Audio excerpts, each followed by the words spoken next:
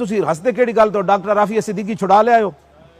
Doctor Aafia Siddiqui दी अभी तक अगर आपने हमारा चैनल सब्सक्राइब नहीं किया तो सब्सक्राइब कर लें और बेल आइकन को प्रेस कर लें ताकि नई आने वाली वीडियो का नोटिफिकेशन आपको मिल जाए। और अगर वीडियो अच्छी लगे तो लाइक शेयर और कमेंट्स करना मत भूलिए। ਤੁਸੀਂ ਹੱਸਦੇ ਕਿਹੜੀ ਗੱਲ ਤੋਂ डॉक्टर आफिया सिद्दीकी छुड़ा ले आयो। डॉक्टर आफिया सिद्दीकी दी मां ने मैंने खुद कहा कि रोजाना जो अमरीकी जेल का दरवाजा खोल दें तो कहते राती मोहम्मद बिन कासिम नहीं सी आया, राती नूरुद्दीन जंगी नहीं सी आया तेन छुड़ान, राती जनाब शहाबुद्दीन गौरी नहीं सी आया, महमूद गजनवी नहीं सी आया। रोजाना मजाक कर दें 16 साल हो गए कुड़ी अंदर बैठी तो कहते हुण मोहम्मद बिन कासिम चलिए किसी नहीं आना। तो पता की कहते भाई तेन किवें छड्ड दिया, उन्हें कहा असीं कुरान रखते हैं थले ते कुरान उत्ते चल के आपू कुंडी खोल के दे तू चली जा। तो कुड़ी दे सबर उत्ते भी जनाब उसने लखा सलाम उस कुड़ी दे। ऐसे तो लोग में क्या किया खान साहब ने जो 22 साल में झूठ बोला कौम के साथ, कौम की बेटी आफिया सिद्दीकी का नाम बेचा। मुशर्रफ ने तो उसे बेचा था ना, इसने आफिया सिद्दीकी के नाम को बेचा, उसके नाम पे वोट लिया, सिंपैथी ली लोगों की, रियासत मदीना के नाम को बेचा। आप मुझे बताएं उस रियासत मदीना से एक गुस्ताखा को भेजने के लिए 1.25 लाख लोगों को आपने जेलों में भेजा, दर्जनों को आपने शहीद किया, FIR नामालूम अफराद के खिलाफ। क्या एक काम भी उसने किया पूरा? आपके आफिया सिद्दीकी आज तक वापस नहीं आई। नेटो की सप्लाई का सबसे बड़ा मुखालिफ इमरान खान होता था, 2 साल हो गए जनाब अली, नेटो की सप्लाई पे पाबंदी क्यों नहीं लगी? उसकी दुम पे पाँव आप रख सकते थे। अमेरिका को राह फरार चाहिए। कश्मीर का हाल मैं आपको बहुत सिंपल से बता देता हूँ मुख्तसरन। इस 2 सालों में जब अमेरिका अपनी फोर्सेस को बाहर निकाल रहा है, उसके दरमियान अगर हम जिहाद कश्मीर नहीं करते तो आइंदा मुस्तकबिल में कभी भी नहीं होना। नंबर 1 मैं आपको थोड़ा सा टेक्निकली समझाना चाहता हूँ। वो इस वजह से कि अमेरिकन फोर्सेस निकल चुकी होंगी। आप कश्मीर में घुसेंगे, इंडिया यहाँ से मारेगा, वहाँ से अमेरिका मारेगा आपको। अभी आप अगर हिंदुस्तान में घुसते हैं कश्मीर की आज़ादी के लिए तो अमेरिका कभी भी ये जुर्रत नहीं कर सकता आपके खिलाफ कुछ करने की। उसकी दुम पे आप पाँव रख सकते हैं, और जब आप पाँव रखेंगे, सप्लाई रोकेंगे, तो वो वहाँ ये आधे तो वैसे घुटन से मरेंगे, आधों का भरगस या अगवान तालिबान निकालेंगे। तो this is the right time. अब तो बर्फ़ पिघलना शुरू हो चुकी है और पिघल चुकी होगी पहाड़ों की बर्फ़, जो हम साल लेट कर चुके हैं। उस वक्त हमारे पास बेहतरीन मौका था। दूसरी चीज़ ये है कि अक़वाम मुत्तहिदा के पास हिंदुस्तान खुद जाएगा मसला कश्मीर को हल करने के लिए। आज से 5 साल 7 साल के बाद अगर आप जिहाद नहीं करते, वो मामला ही निपटा देगा। कश्मीर के नाम पे सियासत करने वालों की सियासत ख़त्म हो जाएगी। वो न कहेंगे कि जी कोई नया टॉपिक ढूंढो। वो किस तरीके से कि 5 साल के बाद इंडिया इस काबिल हो जाएगा कि कश्मीर से इलेक्शन जीते। वो पहले हिंदुस्तान कश्मीर पर काबिज था, अब वो उसका मालिक बन चुका है। India is going to make colonies in occupied Kashmir. मैंने आपके मर्दान से या आपके बूरे वाला से इलेक्शन लड़ने हैं, और वहाँ का लोग कहते हैं कि भाई इसका ताल्लुक अटक से है, जंड से है या पिंडी घेब से है, ये वहाँ पर आके इलेक्शन कैसे जीतेगा? तो मैं जंड और पिंडी घेब के लोगों को यहाँ से उठा के बूरे वाला में भेजूंगा, उनके वोट रजिस्टर कराऊंगा। अपने वोट ज़्यादा हो जाएंगे मेरे, जब 40,000 बंदों को भेज के वो मुझे वोट डालेंगे, 5-7 हज़ार बूरे वाला वाले अगर दे दें तो तब मैं जीतूंगा। इंडिया यही कर रहा है कि हिंदू पंडिट्स को वहाँ शिफ्ट कर रहा है कश्मीर में। अब who doesn't wants to become a citizen of Kashmir?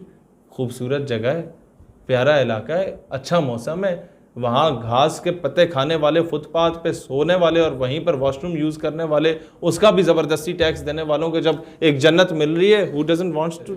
Issue ये है कि जब वहाँ पर हिंदुओं की आबादी ज़्यादा हो जाएगी, इंडिया जाएगा जनाब प्लेबिसाइट करा दो, जैसे हम कहते हैं इलेक्शन करा दो या रेफरेंडम करा दो, और फैसला इंडिया के हक़ में। लीडरशिप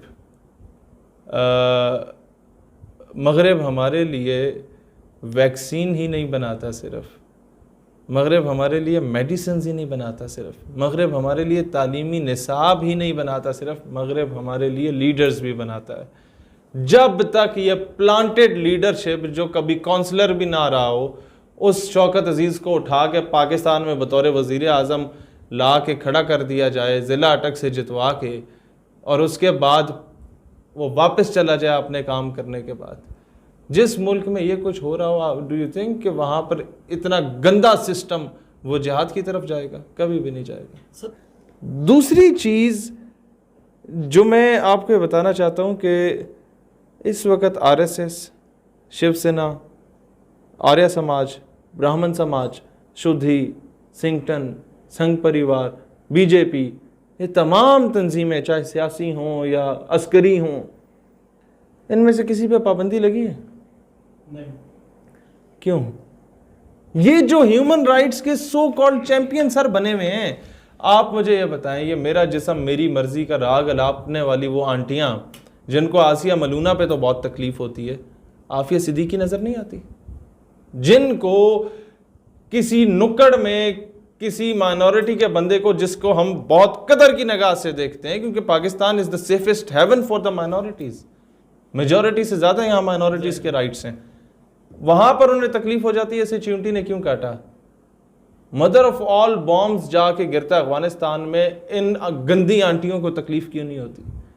ये ह्यूमन राइट्स के जो चैंपियन बने फिरते हैं, लिबिया में जुल्म हुआ, सीरिया में जुल्म हुआ, लेबनान में जुल्म हुआ, अफगानिस्तान में जुल्म हुआ, पैलेस्टाइन में जुल्म हुआ, इराक में जुल्म हुआ।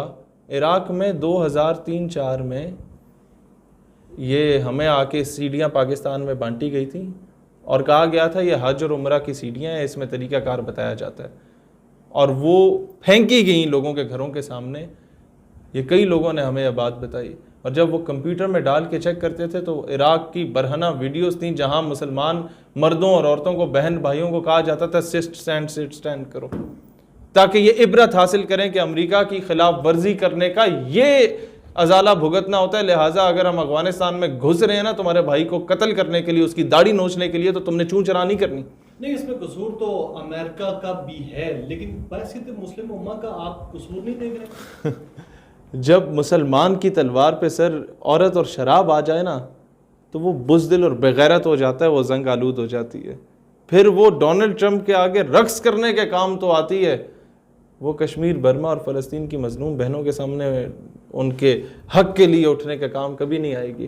तो क्या इस सारे ज़मन में पाकिस्तान को आप शरीक करार नहीं दे सकते? सबको करार दे रहा हूँ, पाकिस्तान को नहीं।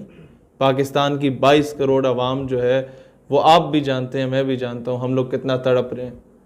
लेकिन ये अंग्रेज़ों के कुत्ते नहलाने वाले जो पिछले 70 सालों से हम पे काबिज़ है ना, जिन्होंने उस दौर में 20-20 रुपए के इवज़ एक एक मुजाहिद को शहीद किया था 1857 की जंग आज़ादी में, उन्हीं की औलादें, वो शजरे निकाले ना ज़रा।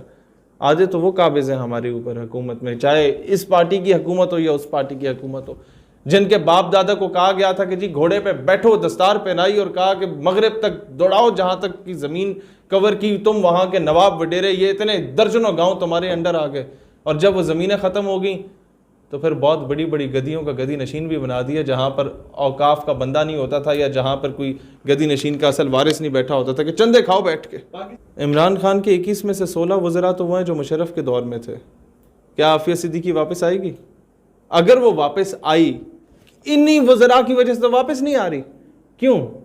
क्योंकि अगर वो वापस आ गई तो उसने तो मुंह खोल लेना है, बता देना है कि कौन कौन मुलव्विस था मुझे बेचने में।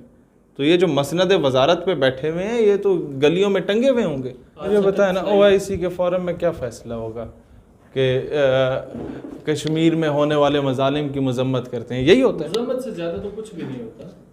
तो कश्मीर आज़ाद हो गया। नहीं, क्या इस तमाम सिनेरियो में OIC को अपना किरदार अदा नहीं करना चाहिए? मुसलमानों के जितने ममालिक हैं, आप कुछ भी नहीं करना चाहिए, बात कर रहे हैं ना? किसी को कुछ भी नहीं करना चाहिए। अपने हिस्से की जंग आपको खुद लड़नी होती है सर। अगर कुछ करना होता ना तो हम अपने टके लेने के लिए अफगानिस्तान को तबाह ना करते। कुछ करना होता ना, चंद टकों की एवज़ पाकिस्तान को फिर वारियत की भेंट ना चढ़ा देते। कुछ करना होता ना तो लाल मस्जिद का ऑपरेशन ना होता। कुछ करना होता ना तो आज फाटा ना जल रहा होता। कुछ करना होता ना तो आज ये जो फ़लस्तीनी हमारी तरफ देखते हैं तो हम कहते नहीं ये गद्दार हैं, इनको कहो कि जी हम अपने मसाइल में उलझे हुए, तुम कौन होते हो हमारी तरफ उम्मीदें लगा के बैठने वाले। पूरे पूरे आर्टिकल्स लिखवाए जाते हैं 12-14 हज़ार की तनख्वाहें दे के वो नाम नहाद दानिश्वरों को कि जनाब आर्टिकल लिखो कि भाई ये तो फ़लाँ बैंड ऑर्गेनाइजेशन है फ़लस्तीन में जो कह रही है पाकिस्तान आए हमारी मदद करे। ये चाहते हैं कि पाकिस्तान इधर आ जाए हमारी मदद के लिए तो इंडिया इस पर काबिज़ हो जाए, तो पता नहीं क्या क्या मिथ तैयार करके करेगा। आप क्या समझते हैं? उस दौर में हम नहीं थे ना, अब बेदार कर रहे हैं उम्मत को इंशाल्लाह ताला। आप देखेंगे अगले 5-7 सालों में क्या तब्दीली आ रही है। अगर हम जिंदा रहे तो बहुत कुछ हो जाएगा इंशाल्लाह, नहीं तो ये है कि नज़रियाती वर्कर आपको हर घर से निकलता हुआ नज़र आएगा। अपना नज़रिया हम दे आए अल्हम्दुलिल्लाह। और अभी हमारे कारकुनान जो हैं वो कोई माँ की गोद